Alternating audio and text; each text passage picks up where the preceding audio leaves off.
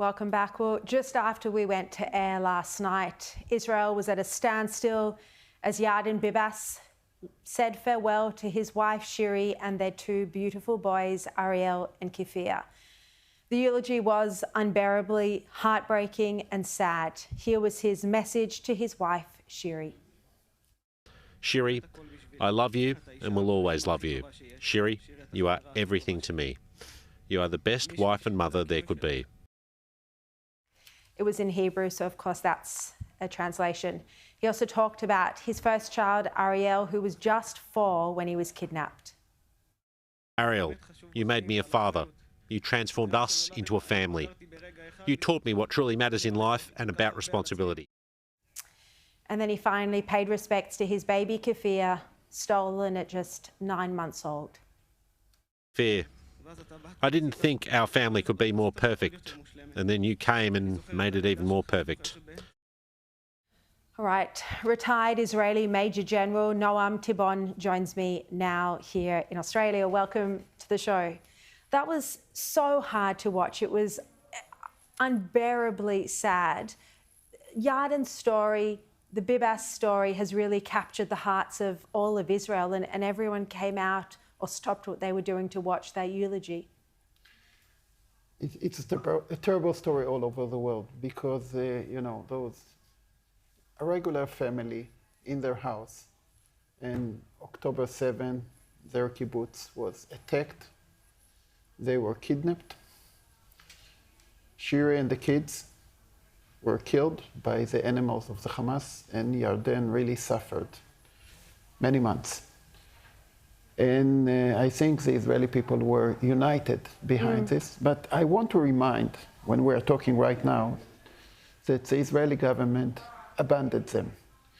They can be in a deal, Shiri and the kids, when they were still alive in October, on the second week of the war after October 7, there were a Qatarian initiative to replace women and children with female terrorists in the Israeli prison. And the Israeli government, Prime Minister Netanyahu, refused to discuss it.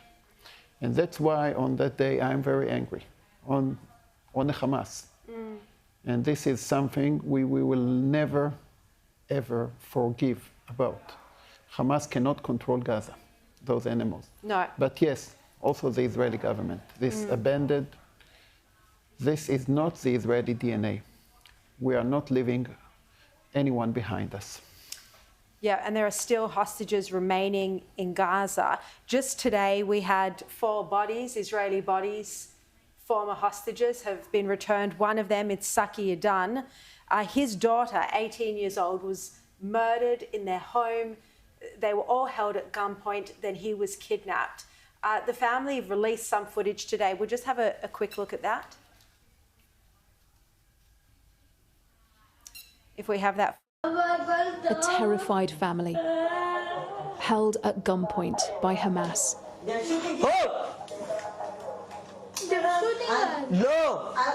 It's shocking and upsetting to watch, but they wanted us to show their ordeal.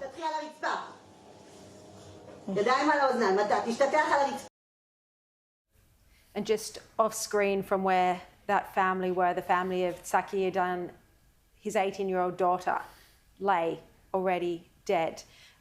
Now, this is close to the kibbutz where your family lived. It's the same kibbutz, Kibbutz Nachal Oz, and basically I knew Tzachi because he's my son neighbor.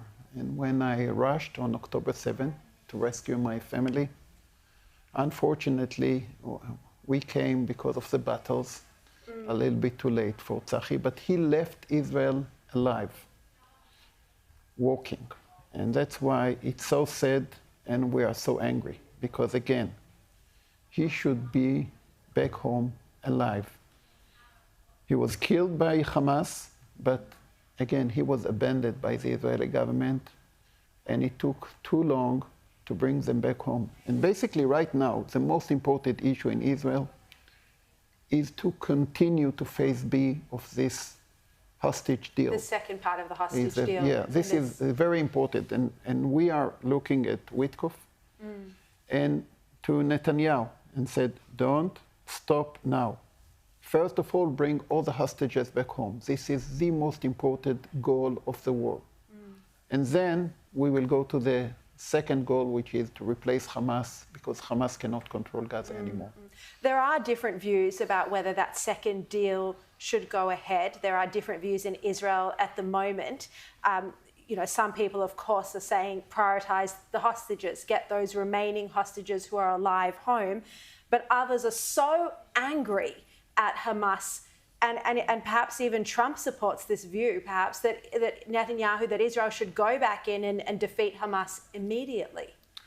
This debate is playing out right now. Right now, this is the debate in Israel. So one thing for sure, if we will go back to war right now, the hostages that we are still have in the Hamas hands, which are alive, young people, will not survive because they are in such a terrible condition. And that's why I think there is priorities in this situation. And in war, you don't have good priorities. It's already been such a heavy price to pay. And you know, I've said before, you as a family member, you'd pay absolutely any price. But thousands of Palestinian terrorists have been released from Israeli prisons in order to get innocent hostages home, even dead bodies home.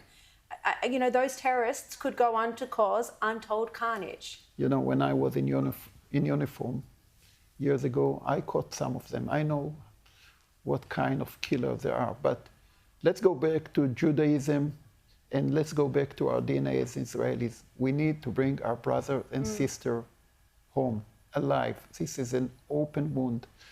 The majority, in all the polls, the majority of the Israeli population said, yes, we are willing to do everything, include stop the war, in order to bring them home. So I think right now we are at a junction. What is more important? So in my eyes, it's clear cut. It's getting first, the hostages bring home the first, hostages. and then defeating Hamas. And then defeat Hamas and bring somebody else to control Gaza, because Hamas cannot stay in control. 100%. On that, I'm sure everybody can agree. Major General, an honour to have you on the program. Thank you for your time.